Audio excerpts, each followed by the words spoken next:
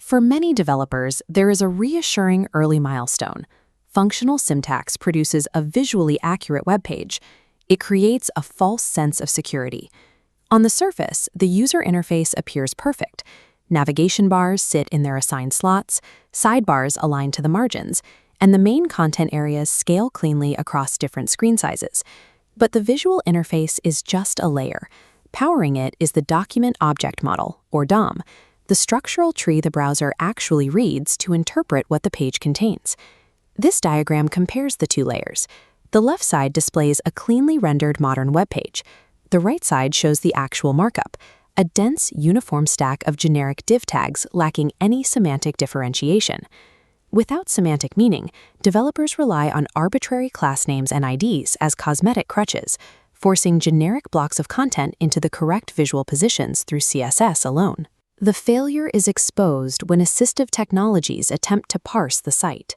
Screen readers cannot interpret arbitrary class names, so their scanning paths bounce erratically through the data blocks. Humans interpret visual layout as hierarchy, but machines rely entirely on the explicit logic of the tags. This also impedes search engine crawlers. When an indexer hits a wall of identical div tags, it struggles to extract thematic context or identify which text blocks carry the actual informational weight of the page. Developing a semantic architecture requires an engineering discipline distinct from the act of writing visual hooks for styling. To build a robust web, the focus must shift from building cosmetic scaffolding to structuring information in a way that is accessible and machine-readable. Document construction starts before UI rendering. The browser's parsing sequence begins within the invisible head element. The browser immediately scans for mandatory metadata. Specifically, it requires the document character encoding to know exactly how to translate raw bytes into readable text. A secondary requirement is the document title. While not displayed on the page itself, this defines the document for search engine results and browser tabs. Parsing the document head also introduces void elements, tags that are prohibited from containing any child content or closing tags. This breakdown highlights a link tag and a script tag side by side. It isolates the structural difference between a void element and a standard element. While the link tag is a void element, the script tag is not. Strict parsing requires a script element to include a closing tag, even when it is used to target an external JavaScript file. Many developers append a self-closing slash to void elements. This is a legacy habit from XHTML. HTML5 ignores it. In modern parsing, the character serves no purpose and is stripped away. Including legacy syntax is defensive coding. Applying these habits to architecture adds unnecessary noise to the parsing process.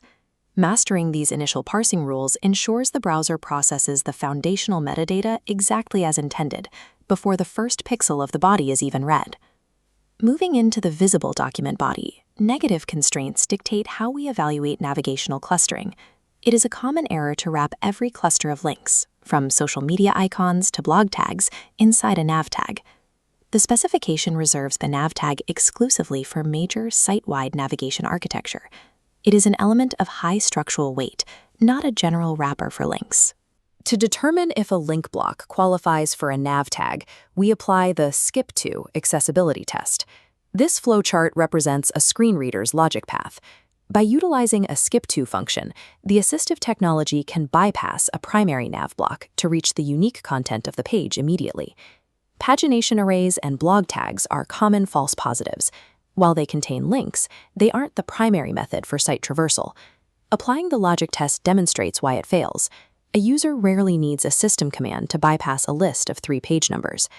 Restricting nav tags to primary paths preserves the integrity of assistive technology traversal, ensuring that major structural landmarks remain easy for users to find.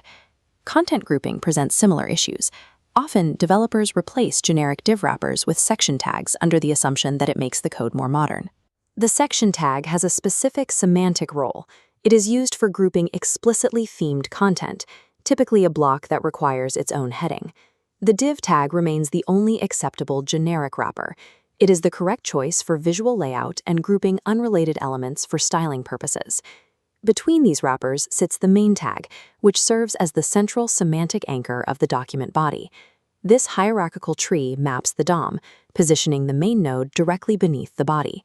It is distinctly separated from the header, nav, and footer nodes. The specification requires that the main tag encapsulate the dominant, unique content of the specific page, excluding repeated site-wide elements. Strict negative constraints apply. The main tag cannot be nested within an article, aside, or nav element. Subordinating the primary content node is a direct violation of the standard. To maintain compatibility, developers often use CSS attribute selectors to explicitly target the main role. This requires specific syntax, defining the element as main, while also including the explicit role attribute set to main.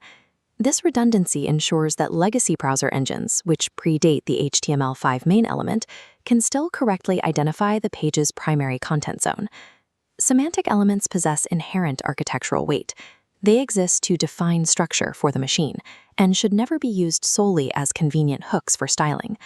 Returning to the document scope, we can evaluate the rebuilt architecture. The chaotic right side transforms from generic div tags into distinct, color-coded semantic nodes. The opaque structure is replaced by machine-readable clarity, mapping exactly to the logical zones of the interface. Assistive technology can now traverse the document effectively. By identifying the tags, a screen reader can flawlessly parse the content and present it. This clean architecture reduces technical debt by ensuring the document behaves predictably across all platforms. A core engineering principle is that code is read more often than it is written. Semantic markup eliminates cognitive friction. When a new team inherits the codebase, the structure is self-evident, removing the need to decipher arbitrary class names.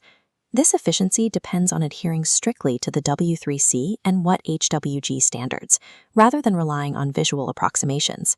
Engineering the DOM around these standards ensures that information remains searchable, navigable, and technically sound, regardless of how the visual design